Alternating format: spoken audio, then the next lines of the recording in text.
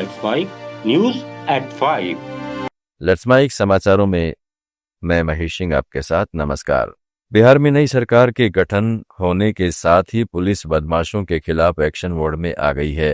बेगूसराय में एसटीएफ और जिला पुलिस के ज्वाइंट ऑपरेशन में एनकाउंटर हुआ, जिसमें एक कुख्यात घायल हो गया। उस पर सरपंच के बेटे के मर्डर का आरोप है। घटना साहेबपुर कमाल थाना क्षेत्र शालिग्राम और मल्हीपुर गांव के आसपास की है। घायल बदमाश तघेड़ा थाना क्षेत्र के बनहार गांव के रहने वाले राजकिशोर राय का बेटा शिवदत्त राय है। मौके से पुलिस ने भारी मात्रा में हथियार और कैश भी बरामद किया है। घायल का इलाज बेगूसराय के सिविल हॉस्पिटल में चल रहा है। पुलिस उसकी हालत के बारे में अभी कुछ नहीं बता रही है। एसटीएफ को इनपुट मिला है कि फरार बदमाश शिवदत्त राय साहेबपुर कमाल थाना क्षेत्र के मल्हीपुर के आसपास हथियार खरीदने आया था। इनपुट मिलते ही एसटीएफ की टीम वहां पहुंच गई, जिसके बाद स्थानीय थाना को सूचना दी गई। बिहार में मंत्रिमंडल विस्तार के बाद नए विभाग मिलने पर मंत्री अशोक चौधरी ने कहा है कि ग्रामीण कार्य विभाग जनता से सीधे जुड़ा विभाग है। सड़कों का निर्माण समय पर और गुणवत्ता के साथ हो, ये मेरी सबसे बड़ी प्राथमिकता होगी। वहीं उप मुख्यमंत्री सम्राट चौधरी को गृह मंत्रालय सौंपे जाने पर अशोक चौधरी ने भरोसा जताया कि सम्राट युवा और ऊर्जावान नेता है। अपराध के खिलाफ वे बहुत अच्छा काम करेंगे। मुख्यमंत्री नीतीश कुमार ने कुछ सोच समझकर ही उन्हें गृह विभाग की जिम्मेदारी दी है। इस बयान से साफ है कि बिहार में सड़क विकास और कानून व्यवस्था पर सरकार का खास फोकस रहने वाला है। जनता को जल्द ही जमीन पर बदलाव दिखाई देने की उम्मीद है। अब ग्रामीण कार्य विभाग जनता से जुड़ा हुआ विभाग है और जो माननीय मुख्यमंत्री जी का सपना है 12मासी सड़क पहुंचाना हर एक जगहों पर जहां पर 100 से ऊपर की आबादी है। तो हम लोग का प्रयास है कि वो हम करने में सफल हों। हम लोगों ने नए पुल बहुत से दिए हैं, उससे सड़कों का निर्माण उसका समयबद्ध तरीके से उसका काम हो जाए, ये सब हमारी प्रायोरिटी होगी।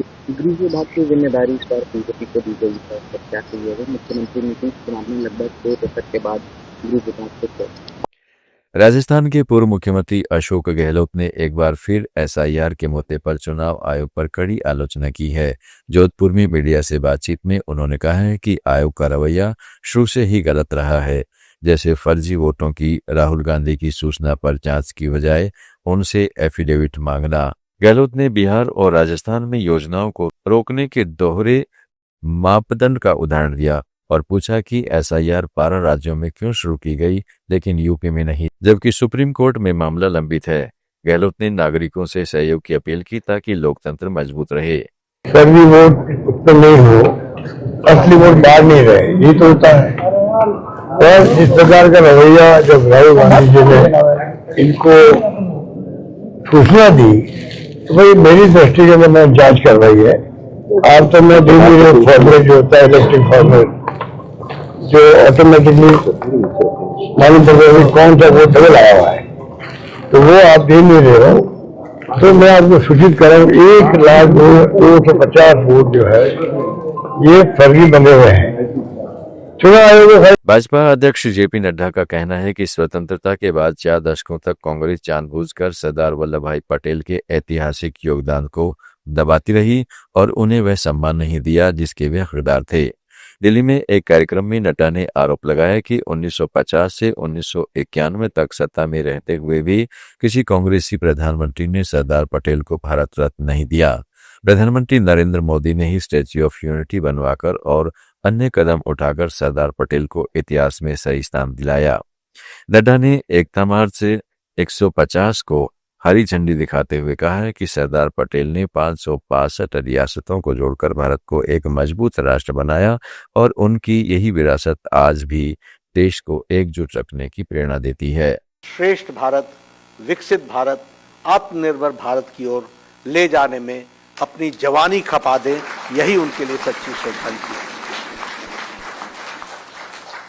सरदार पटेल जी एक शख्सियत के रूप में ही हम नहीं जानते हैं। सरदार पटेल जी को हम सब लोग अपने दिलों में जीते हैं, उनको हम जीते हैं। समाचारों में फिलहाल इतना ही। जुड़े रहिएगा लेट्स माइक के साथ। आप सुन रहे थे let's mic more than radio.